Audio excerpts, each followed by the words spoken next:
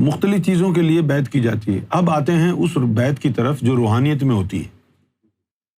بیعت کا اصل مقصد ہے بک جانا۔ بک جانے سے مراد کیا ہے؟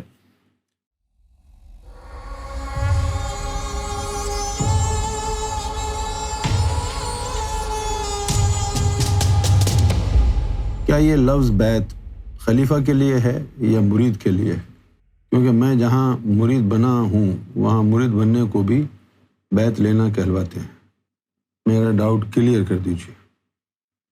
بیٹے، بیعت جو ہے وہ مختلف مواقع پر رسول اللہ صلی اللہ علیہ وسلم نے صحابہ کرام سے لی۔ بیعت کا دار و مدار ہوتا ہے کس لیے بیعت لی جا رہی ہے۔ بیعت ایک وعدہ بھی ہوتا ہے، ایک عہد بھی ہوتا ہے۔ جیسے میں آپ سے بیعت لوں اس بات پر کہ یہ ہمارا نیا جو سینٹر بنے گا اس میں تم سب میرا اللہ کے نام پہ ساتھ دو گے، اس بات پر بھی بیعت لی جا سکتی ہے۔ تو اس طرح کی جو بیعت ہوتی ہے اس کا معنی ہوتا ہے کہ ایک آپ عہد کر رہے ہیں، ایک وعدہ کر رہے ہیں۔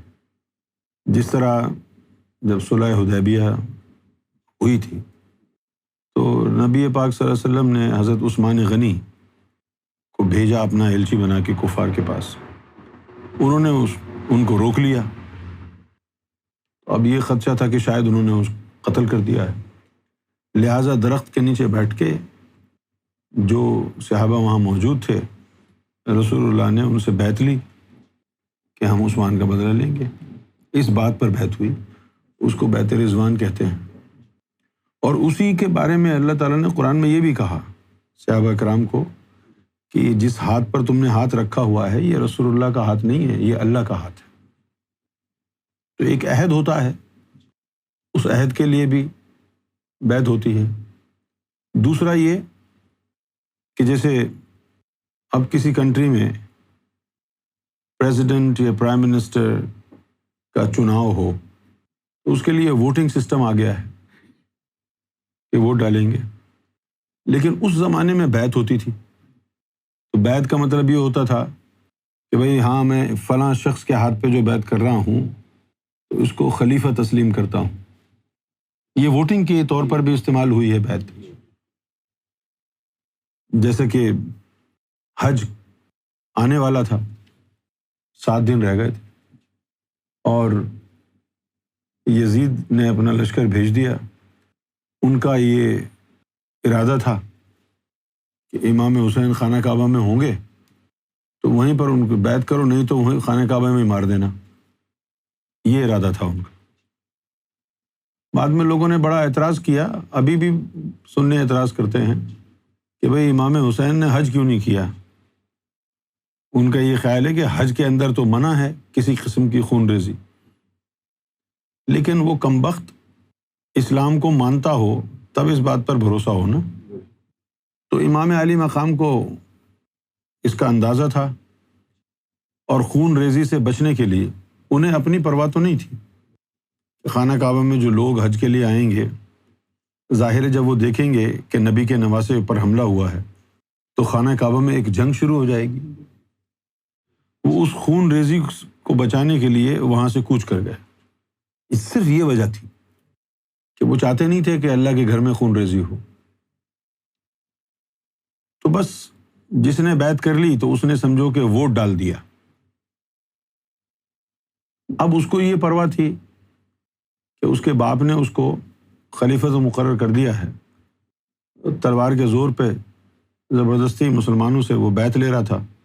بیعت کا مطلب کیا ہوا کہ مجھے خلیفہ تسلیم کرو۔ ایسا تھوڑی ہوتا ہے کہ کوئی آدمی اٹھ کے پرائم منسٹر کی کرسی پہ بیٹھ جائے اور پھر کہے کہ میرے حق میں ووٹ ڈالو۔ ایسا تو نہیں ہوتا نا کہ کوئی پہلے پرائم منسٹر کی سیٹ پہ بیٹھ جائے اور پھر تلوار کے زور پہ کہے چلو ووٹ ڈالو مجھے، یعنی پہلے پرائم منسٹر بن جائے زبردستی۔ یزید نے بھی یہی کیا، پھر اس نے دستے بھیجتا تھا وہ فوج کے، ہزاروں لوگوں کو، 14,000 لوگوں کو قتل کرایا اس نے مدینہ میں، واقعہ کربلا سے پہلے۔ تو یہ بیعت تھی ایک۔ امام علی مقام آپ کے گھرانے نے بیعت نہیں کی، اس کو یہ خدشہ تھا کہ اگر امام حسین بیعت نہیں کریں گے تو میری حکومت کو ہر وقت جو ہے خطرہ رہے گا، تلوار لٹکی رہے گی، کسی بھی وقت جو ہے وہ بغاوت ہو جائے گی۔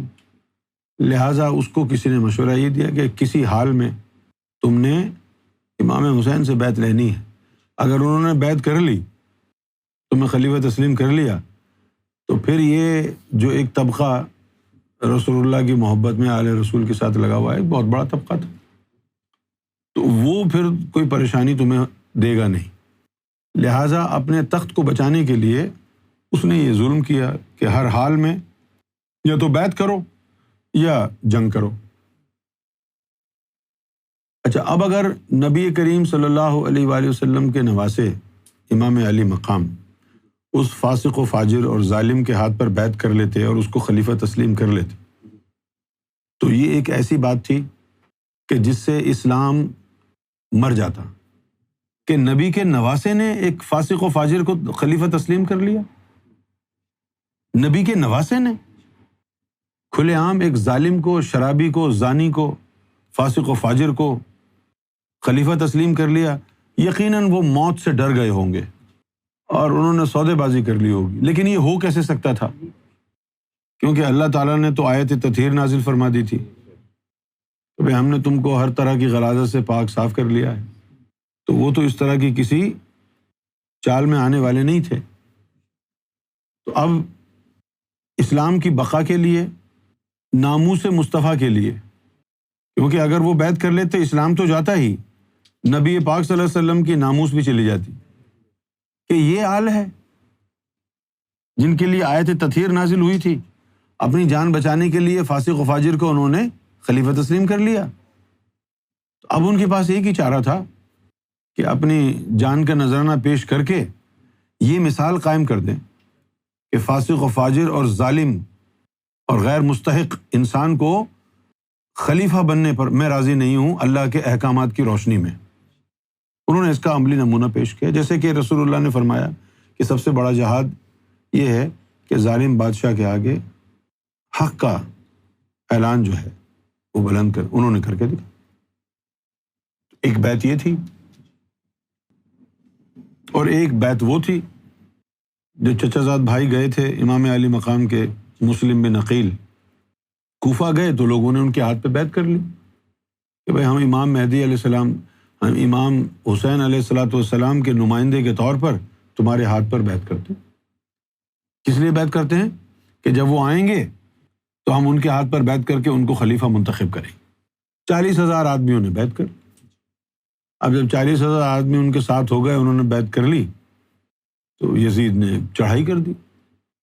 دوران نماز 40,000 آدمی پیچھے ان کے نماز مسلم بن عقیل کے پڑھ رہے ہیں، اس کی یزید کی فوج آئی ہے، اس نے تلواروں کو نکالا اور لوگوں کو بے دریغ مارنا شروع کر دیا۔ 40,000 لوگ جان کے خوف سے ڈر کے بھاگ گئے۔ سلام پھیرا ہے مسلم بن عقیل نے تو ایک بھی بندہ پیچھے موجود نہیں تھا۔ بے دردی سے مسلم بن عقیل کو شہید کر دیا گیا، ہاتھ پاؤں کاٹ دیے، ناک کاٹ دی، زبان کاٹ دی، سر کاٹ دیا۔ تو مختلف چیزوں کے لیے بیعت کی جاتی ہے۔ اب آتے ہیں اس بیعت کی طرف جو روحانیت میں ہوتی ہے۔ بیعت کا اصل مقصد ہے بک جانا۔ بک جانے سے مراد کیا ہے؟ بک جانے سے مراد یہ ہے کہ اگر آپ نے بیعت کی ہے کہ بھئی جیسے ہمارا یہ سینٹر ہے، یہ ہم بنائیں گے، اس لیے میرے ہاتھ پر بیعت کرو، تو بک جانے سے مراد یہ ہے کہ اب آپ کا جی چاہے یا نہ چاہے، آپ نے ہر حال میں یہ سینٹر بنانا ہے۔ آپ کی اب کوئی اوپینین نہیں رہی، بک گیا۔ تو مختلف مارکوں کے لیے بھی بیعت ہوتی ہے، خلیفہ کے انتخاب کے لیے بھی بیعت ہوتی ہے، اور جب روحانیت کی طرف آئیں تو روحانیت کی طرف آنے والی بیعت یہ ہوتی ہے کہ بندہ رب کو پانے کے لیے مرشد کامل کے ہاتھ پر بیعت کرتا ہے۔ بیعت کرنے سے مراد کیا ہے؟ کہ اب میں نے جو مرشد کہے گا وہ کروں گا، اپنی نہیں چلاؤں گا۔ میں بک گیا ہوں، میرا اپنے اوپر اب کوئی حق نہیں رہا۔ اچھا، اب بیعت کون سی بیعت ہے جس سے فائدہ ہوتا ہے؟ بیعت مرشد کامل کے ہاتھ پر ہوتی ہے، اللہ تعالیٰ اسی کو ریکوگنائز کرتا ہے، اور اگر کوئی کامل نہ ہو، جھوٹا پیر، جھوٹا ولی ہو، تو ایسے لوگوں کے ہاتھ پر الفاظ دہرائے جاتے ہیں، اللہ کی نظر میں وہ بیعت نہیں ہوتی۔ یہ ہے بیعت۔ تو اب یہ بیعت 3 طرح کی ہوتی ہے روحانیت میں۔ ایک بیعت ہوتی ہے جسم کے ساتھ، جس میں جسم کو پابند بنایا جاتا ہے کہ وہ مرشد کے احکامات کی پیروی کرے گا، مرشد کی فرما برداری میں رہے گا جسمانی طور پر۔ اس سے بڑی بیعت ہوتی ہے قلب کی بیعت۔ کیا ہوتی ہے؟ قلب کی بیعت۔ اس کے اندر قلب مرشد کے تابع ہو جاتا ہے۔ ظاہری بیعت میں جسم مرشد کے تابع ہے، اور قلبی بیعت میں قلب مرشد کے تابع ہو جاتا ہے۔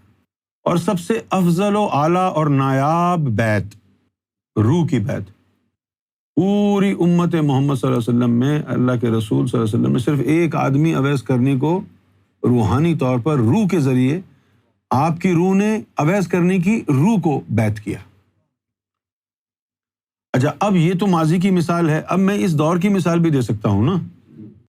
اس دور کی مثال یہ ہے کہ اب سرکار گوہر شاہی نے جتنے بھی مرشد آئے، انہوں نے صرف لوگوں کو ظاہری طور پر ان کے جسم کو بیعت کیا۔ غوث پاک نے قلب کی بیعت کا آغاز کیا، اور پھر سرکار گوہر شاہی نے جسم کی بیعت نہیں کی، آپ نے آغاز قلب کی بیعت سے کیا۔ اب آپ دیکھیں کہ پھر سرکار نے ہم کو، ہماری روح کو بیعت فرمایا۔ تو اب یہ کامل ہو گیا درجہ کہ قلب نے بھی سرکار کے ہاتھ پہ بیعت کی ہوئی ہے، اور روح کو بھی بیعت سے نواز دیا۔ اب روح کو بیعت سے نوازا تو وہ کس نے کیا؟ یہاں پر اب آ جاتی ہے بات ذات کی۔ اب اگر قلب سے بیعت کی تھی تو وہ قلب تو آپ کا ہے ہی نہیں، آپ تو اس جہان سے آئے ہی نہیں، وہ قلب تو آدم صفی اللہ کا ہے۔ تو جن لوگوں کے قلوب کو سرکار نے بیعت کیا قلب سے، وہ روحانیت میں تو آ گئے، باطنی تعلیم میں بھی آ گئے، اللہ کی ذات تک ان کی رسائی بھی ہو جائے گی، لیکن ان کا سرکار کی ذات سے تعلق نہیں جڑے گا، کیونکہ جو قلب سرکار کے وجود میں ہے وہ سرکار کا نہیں ہے۔ اچھا، اب ہمارا مزاج ان سے مختلف ہے، جن کو صرف قلب کی بیعت حاصل ہے، سرکار سے فیض یافتہ ہیں لیکن قلب کی بیعت حاصل ہے۔ ہمارا مزاج مختلف کیوں ہوگا؟ کیونکہ ہمیں سرکار نے ہماری روح کو بیعت کیا۔ جب ہماری روح کو بیعت کیا تو روح تو بادشاہ ہے پورے جسم کی، لہٰذا پورے وجود کو، لطائف کو روح یہی کہتی ہے کہ میرا کسی اور سے کوئی تعلق ہی نہیں ہے، میں تو گوہر شاہی کی غلام ہوں، گوہر شاہی کے علاوہ نہ کسی کو جانتا ہوں، نہ سنتا ہوں، نہ مانتا ہوں، نہ دیکھتا ہوں، کچھ نہیں کرتا۔ اب یہ تمہاری خوش قسمتی یا بد قسمتی ہے کہ ایک ایسا آدمی تمہارے سامنے بیٹھا ہے کہ جس کو سرکار نے، جس کی روح کو بیعت کیا ہے، لہٰذا وہ کوئی بھی پٹی پڑھائے، آخر میں تم کو لے کے وہ سرکار کے در پر ہی جائے گا۔ بھلے وہ تمہیں عیسیٰ کی کہانی سنائے، موسیٰ کی کہانی سنائے، ہے نا، اسماعیل کی کہانی سنائے، درود شریف پڑھائے، ذکر اللہ کرائے، لیکن اینڈ ریزلٹ کیا ہے؟ آنکھیں کھولو گے تو ارے یہ تو سرکار کے قدموں میں پہنچ گئے، کیونکہ وہ کہیں اور لے کے جائے گا ہی نہیں، اس کے دین کے خلاف ہے۔ دین یونس گوہر کی ہستی ہے، بندگی کی ادا بتاتی ہے۔ ایک واقعہ سناتا ہوں، اس واقعے کی روشنی میں دیکھیں کہ سرکار نے ہم کو کتنی آسانی سے اس راستے سے گزارا۔ ایک ولی تھا، چند مرید اس کے تیار ہو گئے کہ اب ان کو خرقہ عطا کیا جائے۔ سمجھ رہے ہو نا؟ یعنی جیسے تعلیم پوری ہو جاتی ہے، جیسے مولوی ہوتے ہیں، جب ان کی تعلیم پوری ہو جاتی ہے تو وہ دستار فضیلت پہناتے ہیں نا مدرسوں میں، تو اسی طرح جب روحانی تعلیم پوری ہو جاتی ہے تو ان کو خرقہ عطا ہوتا ہے، یعنی ان کی ولایت مسلم، خرقہ عطا ہوتا ہے ان کو۔ 4-5 مرید جو تھے وہ تیار ہو گئے تھے، تو ان میں سے ایک جو مرید تھا اس کو کہا ہاں بھائی تو تیار ہو گیا ہے، اب تیری آزمائش ہے، اگر اس آزمائش میں پورا اترے گا تو ہم تجھے آگے بڑھائیں گے۔ اس نے کہا جی میں تیار ہوں۔ تو کہا ٹھیک ہے، جا تو اپنے گھر جا اور اپنے باپ کا سر کاٹ کے لے آ۔ وہ گیا، گھر گیا باپ کے کمرے میں تو وہاں باپ تھا نہیں۔ پھر ماں کے کمرے میں گیا تو دیکھا کہ ماں بستر میں ہے اور ہم بستری کر رہی ہے۔ تو اس نے سوچا کہ میرا باپ ہی ہوگا، لہٰذا وہ ماں ہم بستری میں مصروف ہے اور اس نے جا کے گردن اس کی اڑا دی۔ گردن اڑا کے آ گیا وہ مرشد کے پاس۔ مرشد نے کہا ہاں بھائی کیا ہوا؟ کہنے جی میں نے جو ہے اس کا سر کاٹ دیا۔ اب مرشد اس کو کہتا ہے شاباش، جا اب اپنے باپ کا شکریہ ادا کر۔ اب مرید پریشان ہو گیا، کہنے لگا کہ میں نے تو اس کا سر کاٹ دیا ہے، اب میں شکریہ کیسے ادا کروں، لاش کو جا کے کروں؟ اس نے کہا تو گھر تو جا۔ اب جب وہ گھر گیا تو باپ تو اس کا ساتھ میں بیٹھا ہوا تھا، ماں اس کی رو رہی تھی۔ تو ماں نے پھر بتایا کہ بیٹا جب تو آیا تھا تو میں کسی غیر مرد کے ساتھ بدفعلی کر رہی تھی، تیرا باپ مومن آدمی ہے، اس نے تیرے باپ کی عزت بڑھانے کے لیے تیرا امتحان بھی لے لیا اور اس کافر جہنمی سے جان بھی چھڑا دی۔ تو وہ کوئی اور تھا۔ اس میں سبق کیا ہے؟ اس میں سبق یہ ہے کہ جو مرشد نے کہا ہے وہ کر لے، بعد میں جا کے پتہ چلے گا کیا ہوا ہے۔ مجھے ایک دن سرکار نے فرمایا کہ اگر ہم تجھے یہ کہیں کہ شراب کی بوتل لے آ تو کیا کرے گا؟ تو میں خاموش رہا کہ اب میں کیا کہوں، سمجھ میں نہیں آ رہا تھا کیا کہوں گا۔ سرکار نے فرمایا کہ جب ہم یہ کہیں کہ شراب کی بوتل لے آ، اب یہاں مراد شراب کی بوتل لانے سے یہ نہیں ہے کہ شراب کی ہی بوتل منگوائیں گے، امتحان آزمائش ہوگی تو کوئی بھی بظاہر ایسا حکم دے سکتے ہیں کہ جو بظاہر غیر شرعی ہو۔ تو سرکار نے فرمایا کہ اگر ہم تجھے یہ کہیں کہ شراب کی بوتل لے آ تو صرف اتنا دیکھنا کہ کہنے والے ہم ہی ہیں یا نہیں۔ اگر تجھے یہ تصدیق ہو جائے کہ ہم ہی کہہ رہے ہیں پھر رکنا نہیں، جا کے لے آنا۔ یہ ہے اس مرید کی داستان۔ اب جب یہ لمحہ ہم پہ آیا تو سرکار نے اس کو کتنا آسان کر دیا، اتنا آسان کر دیا کہ بس سرکار کی ہی یہ کرم نوازی ہے۔ ہمارے والد صاحب کی طبیعت خراب تھی تو پاکستان سے امی کا فون آیا کہ بھئی آخری وقت ان کا چل رہا ہے، اگر دیکھنا ہے تو آ جاؤ دیکھنے کے لیے۔ تو میری عادت یہ رہی کہ کوئی بھی کام اگر کرنا ہے نا تو پہلے سرکار سے اجازت لینی، سرکار سے اجازت لینی ہے پھر کرنا۔ اچھا یہ عادت بابا کی بھی ہے۔ بابا بھی انڈیا میں بیٹھا ہو، دبئی میں بیٹھا ہو، کوئی بھی کام کرتا ہے تو پہلے مجھ سے پوچھتا ہے۔ تو مجھے وہ یاد آ جاتا ہے کہ یہ میرا یہی عمل تھا سرکار کے ساتھ۔ تو والدہ سے فون پر بات ہوئی کہ والد صاحب کا آخری وقت چل رہا ہے، تو میں نے سرکار کی بارگاہ میں عرض کیا کہ سرکار والدہ سے بات ہوئی ہے پاکستان، تو والد صاحب کی جو ہے وہ حالت غیر ہے اور کسی بھی وقت ان کا انتقال ہو سکتا ہے، تو اگر آپ اجازت دیں تو میں والد صاحب کو دیکھ کے آ جاؤں۔ تو سرکار امریکہ میں تھے، تو سرکار نے فرمایا کہ تمہارے جانے سے والد صاحب کی موت ٹل جائے گی۔ تمہارے جانے سے والد صاحب کی موت ٹل جائے گی۔ میں نے کہا نہیں سرکار۔ اچھا اگر ان کی موت ابھی 1 گھنٹے بعد لکھی ہے تو تمہارا انتظار کرے گا ملک الموت؟ نہیں جی نہیں سر۔ فرمایا کہ چھوڑو یار، کیا کرو گے والد سے مل کے، تمہارا تو ہم سے تعلق ہے نا، تم ہم سے ملنے آ جاؤ۔ اچھا وہ امی کال کریں کہ بھئی بہت یاد کر رہے ہیں، تم آ جاؤ تم آ جاؤ تم آ جاؤ، تو میں نے فون ہی بند کر دیا، کیونکہ سرکار ہیں، سرکار جو رشتہ جو تعلق سرکار سے جڑا ہے وہ رشتہ وہ تعلق کسی سے نہ جڑا تھا نہ جڑ سکتا ہے۔ سرکار ہی باپ ہیں، سرکار ہی ماں ہیں، سرکار ہی رب ہیں، سرکاری مرشد ہیں، وہی مرشد، وہی دلبر، وہی دلدار ہے یونس۔ لہذا وہ میں نے فوراً سوچا کہ میں نکلوں امریکہ کے لیے، بات سب سرکار سے ہو گئی۔ تو پھر وہ جو ہوا وہ بھی عجیب و غریب تھا۔ اچھا، وہاں باپ بستر مرگ پر پڑا ہے، مرشد نے فرمایا کہ چھوڑ کے آ جاؤ۔ ایک لمحے کو ملال نہیں آیا دل میں کہ باپ مرنے والا ہے، اب میں جانے کی سوچ رہا ہوں، اب وہ آ گئی۔ شیطان استعمال کرتا ہے نا، استعمال کر کے لوگوں کا ایمان برباد کر دیتا ہے۔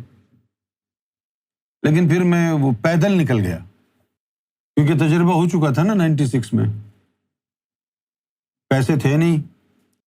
فیصل کو میں نے کہا کہ ٹکٹ بنوانا ہے، فیصل اپنی وائف کے پاس، ایگی کے پاس گیا، اس بیچاری نے ٹکٹ کے پیسے دیے اور میں پہنچ گیا۔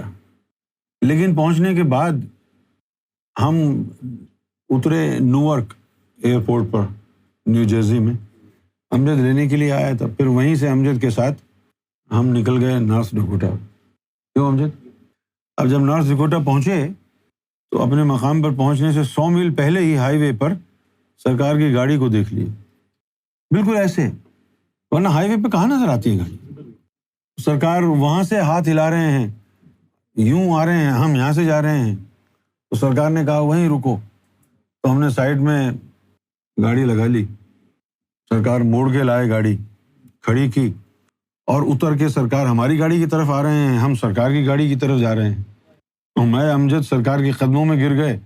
سرکار نے یہاں بازوؤں سے پکڑ کے اٹھایا اور کہا استاد آج نہیں، آج ایسے ملیں گے۔ اور یہ لفظ فرما رہے ہیں آتے ہوئے، دیکھو ہمارے شہزادے آئے، سرکار گواہ ہیں، دیکھو ہمارے شہزادے آئے۔ گلے لگایا اور کہا کہ ہماری تمہاری روح سے نسبت اور بیعت ہے۔ اس وقت یہ فرمایا، اور آزمائش کیا تھی؟ بیکار سی آزمائش، صرف یوں نکال دیا آرام سے۔ آزمائش تو اس مرید کی تھی نا جس کو کہا تھا کہ اپنے باپ کو مار دے۔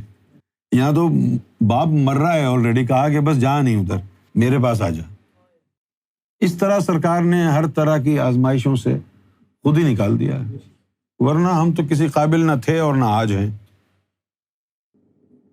تو 3 بیعت ہو گئی، ایک جسمانی جس میں جسم تابع ہو جاتا ہے۔ اس کا مطلب یہ نہیں کہ فیض نہیں ہوتا جسم والے بیعت میں، قلب کا فیض نہیں ہوتا، ایسا نہیں ہے، ہوتا ہے، لیکن تابع صرف جسم ہوتا ہے مرشد کے۔ جیسے لطیفہ قلب کا تعلق آدم صفی اللہ سے ہے، اسی کی تعلیم چلے گی۔ لطیفہ روح کا تعلق ابراہیم علیہ السلام سے، انہی کی تعلیم چلے گی۔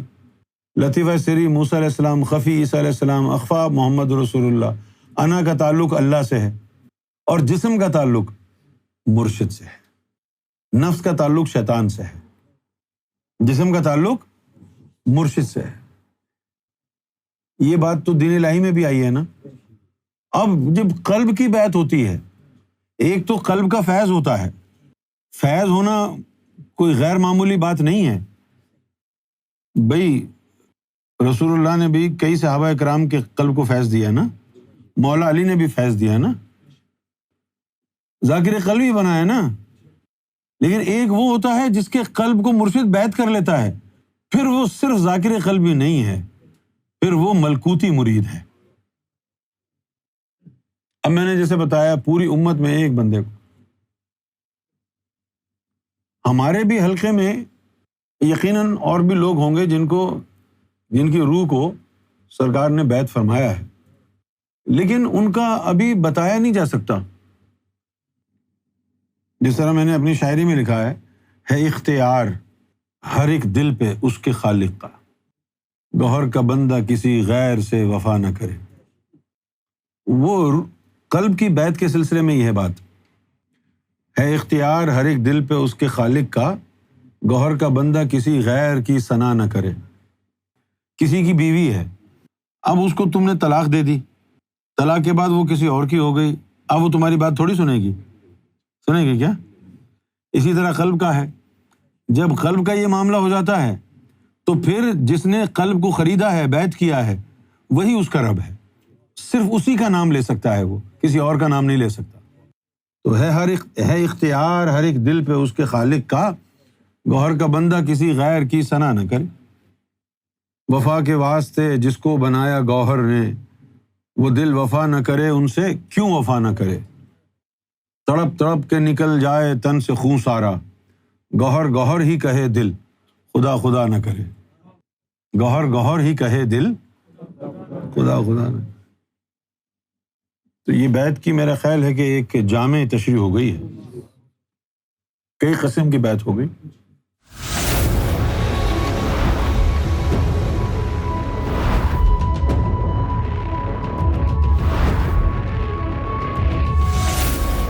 Amra TV, the place to connect with God.